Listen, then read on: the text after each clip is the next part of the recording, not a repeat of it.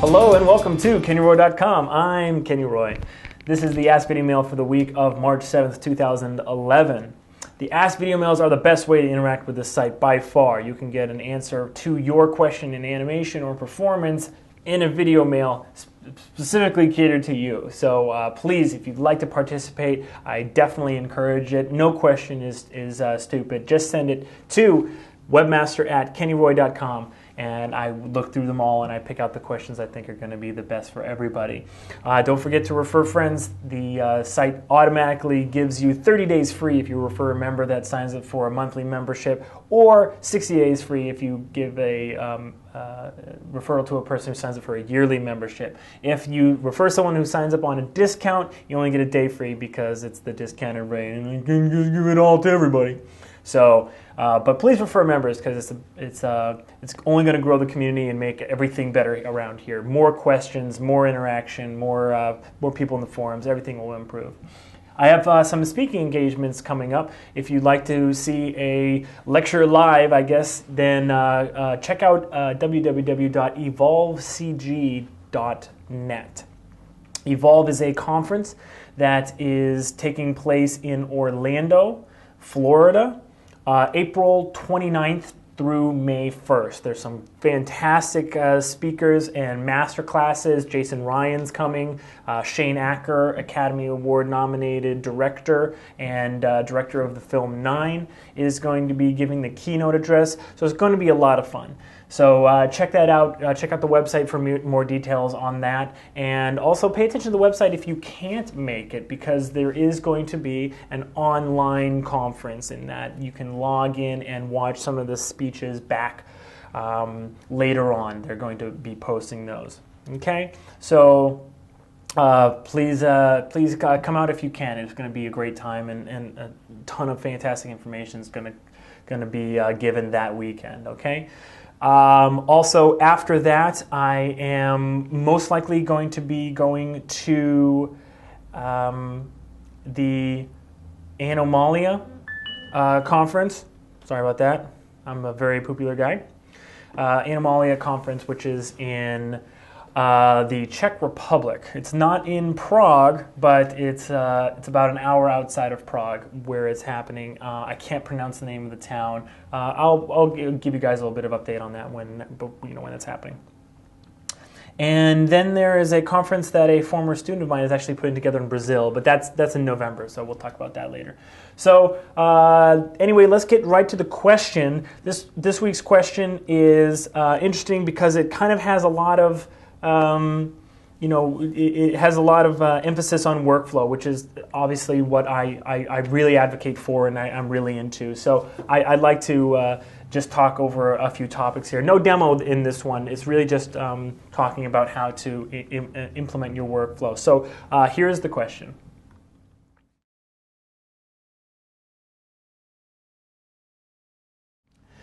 Well, I'm glad Jeff brought this up.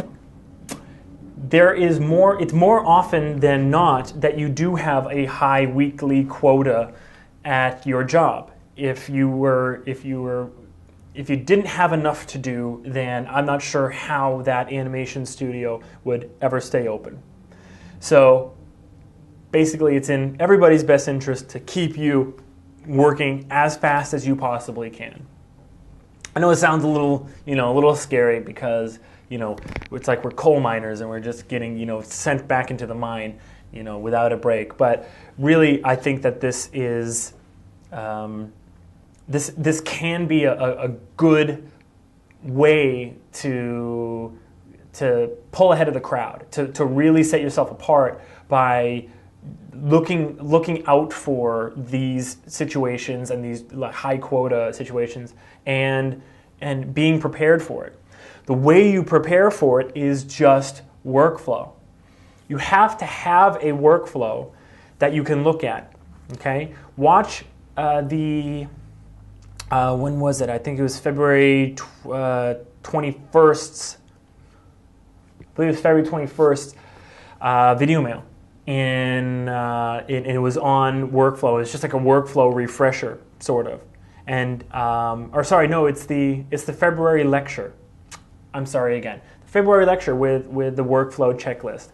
Basically, if you have a workflow, if you know step by step how you work, then you know what are the more time-consuming steps of your workflow that don't get you very far ahead, and you can take those out. There is, in any industry, this is a very well-known saying, you've probably heard this before, there is good, fast, and cheap. You don't have to, you can't have all three. You can only have two. So if it's good and fast, then it's very expensive, okay? If it's fast and cheap, it's not very good. And if it's good and cheap, then it's not very fast, okay? So you will very quickly understand which of the two you are being expected to do, all right? Now, unfortunately, especially in the commercial industries, I would say, TV as well, feature film, unfortunately, yes, as well. But mostly, like in crunch time, there's months and months of work where you're doing your 40 or 50 hours, and everything is just kind of a hunky dory, right? But normally in the faster industries like commercials and TVs, they're asking for fast and cheap, and there's a constant push on the quality. So you need to be able to know what parts of your workflow are going to give you that quality in the fastest way possible. And because the client is cheap, the client doesn't want to pay much money. So the first thing, you have to have your workflow planned out. If you haven't written it down by now, then you really aren't listening to what I'm saying here on the site. All right, because I mean that would be the first step. Write down exactly how you approach a shot, how you animate a shot, every single step. I draw thumbnails, then I block. I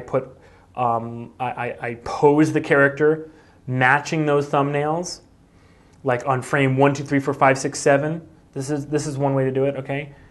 And I put keys on all controllers, and then I record a piece of inner monologue, and then retime those poses. So it's like 1, 2, 3, 4, 5, 6, 7, but then I move frame 7 to frame 40, frame 6 to frame 32, frame 5 to 21, frame 4, like that, okay? So I retime on the timeline. Then I turn those into copied pairs, and then I start adding breakdowns and refining the transitions between those copied pairs, and then I make my moving holds, and then polish small things, foot rolls, toe splay, blinks, finger contact, intersections, that kind of stuff, polish done, whatever, all right? That's one workflow, all right? If you do not have that planned out, written down so that you know exactly what it is, then you're not going to be able to take advantage of the rest of this, okay? So for high quota situations, you're not going to survive if you don't have a workflow. Second thing is, take a look at your workflow, address things in the order that's going to give you the most mileage. What does that mean? It means that little things, little details are obviously going to fall by the wayside. That's natural. You would say, like, well, I don't have time to do like the tiny little breaking up of the timing of the fingertips, on this shot. No, right, you don't. That naturally would happen even if you don't have workflow, because we sort of do create the animation in sort of an intuitive order in terms of stuff that gives us the most mileage. But what you might not realize is that your workflow does have to change a little bit for performance work, because our mileage, the audience's eye focuses, we're really looking at the faces of our characters.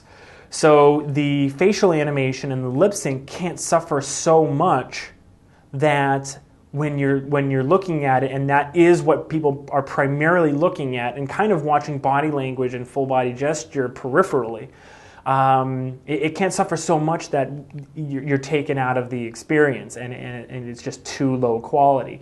So your workflow has to change a little bit to emphasize kind of the face and lip sync performances in performance work.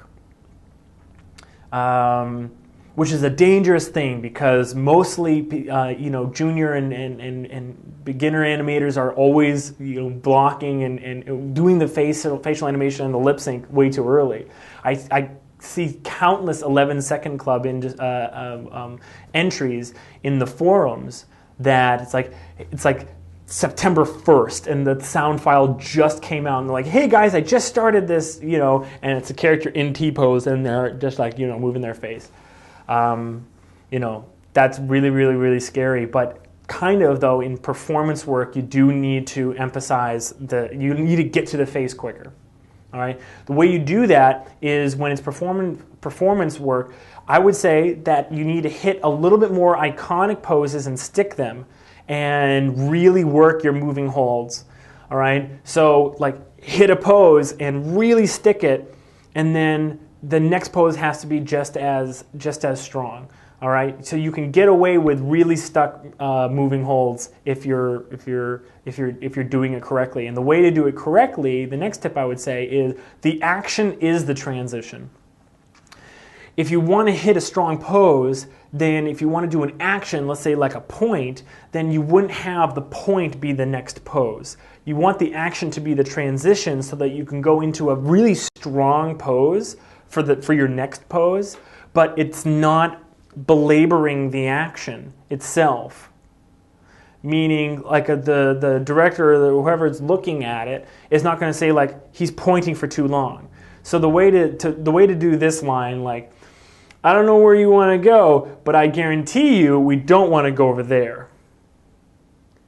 He's still pointing, right? So then you have to come up with another thing to get him out of that. So I would say always make your action your transition. All right. So I don't know where you want to go, but I say we don't want to go over there, and then into your next pose. You see the difference there? So it makes all your actions sort of blend that transition between poses, and it kind of makes it so that your body language gets more mileage in a stuck pose. So the action is the transition. Okay? When it's physical work, you really want to be able to animate the body or the cog if it's like a quadruped or any sort of physical work like visual effects kind of animation. You really want to be able to block and refine and move the body or the center of gravity quickly.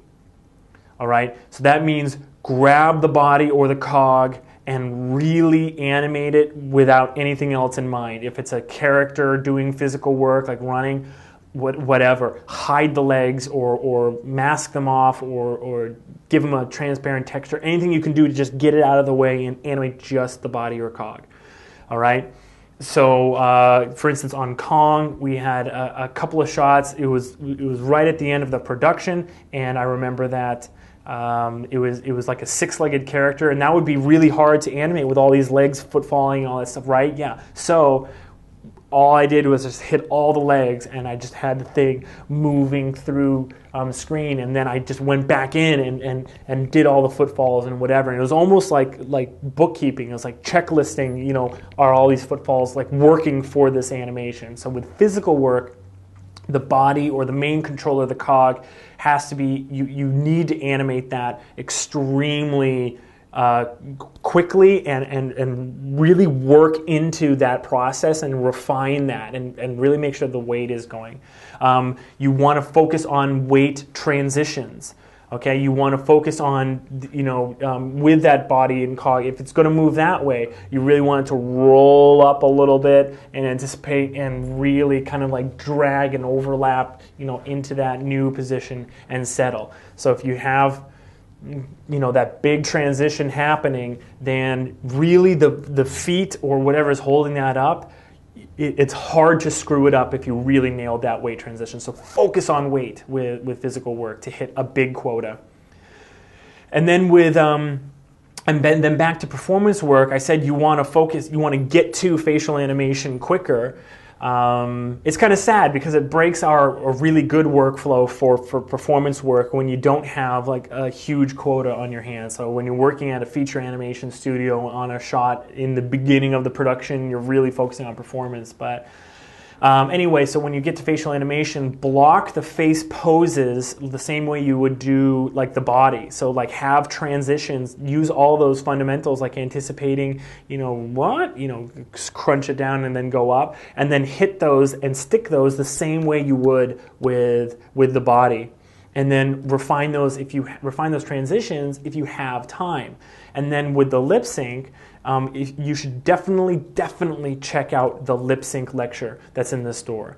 It is a workflow that I had to come up with to do 30 seconds of lip sync every single day on production, and that was 30 seconds a day of these one shots, and then I had my own 30 seconds a week of my own shots. So I was basically doing like 4 minutes of lip sync a week with this workflow. So definitely check out the lip sync workflow. But really boiled down version of that workflow is that you get 85% there with just the jaw pass, open and close. Get that perfect. And then narrow and wide, ooh and ee. You can get 85% there with just those two passes. But you have to get that jaw perfect and really on the money. And then move on to the narrow wide pass, okay? So those are my tips, all right? Unfortunately, we do work in an industry where time is money, and there's not a lot of money, so there's not a lot of time. So high quotas really do, it's going to be, you're going to run into them, okay? If you don't have a workflow, you're not going to be able to handle it. So please recommit yourself, if you have already, to workflow and join me on that quest to really refine the process here for yourself. Fantastic question. Thank you for sending it in. Please send in your questions. If you'd like your question answered in an Ask Video Mail in the future, you've got to send it in to webmaster@kennyroy.com. And I'm looking so forward to reading all your guys' questions. Thank you for being a part of the site. Thank you for all the support. Okay, good luck with your work. And as always, rock on.